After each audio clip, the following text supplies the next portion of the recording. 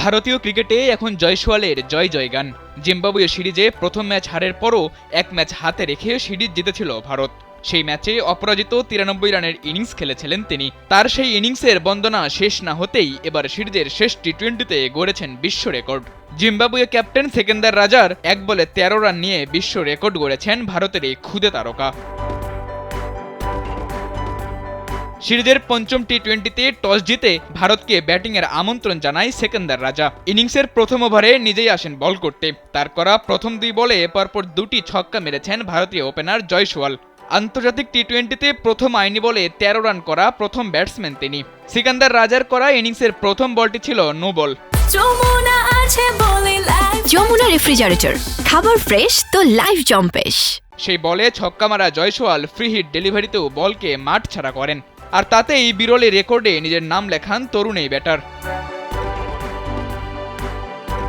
এক বলে 13 রান করা প্রথম ব্যাটসম্যান জয়সওয়াল নাম লিখিয়েছেন আরও এক রেকর্ডে।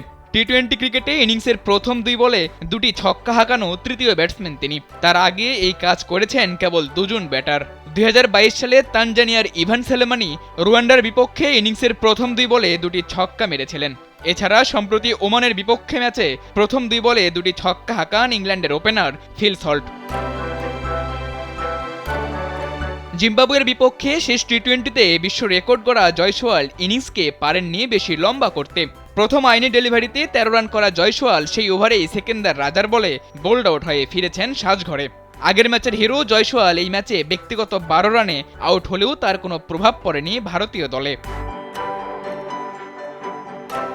জিম্বাবুয়ে সফরে ভারতের মূল দল না গেলেও এক ম্যাচ হাতে রেখে সিরিজ নিজেদের করে নিয়েছে সঞ্জু স্যামসন আর অভিষেক শর্মার ভারত। সিরিজের শেষ ম্যাচ তাই নিয়ম রক্ষার হলেও দু দলকেই দেখা গেছে বেশ সিরিয়াস মোডে। আর সেই ম্যাচেই তো ভারতের তরুণ ওপেনার জয়সওয়াল যা করেছেন তা ক্রিকেট বিশ্বেই তো প্রথম।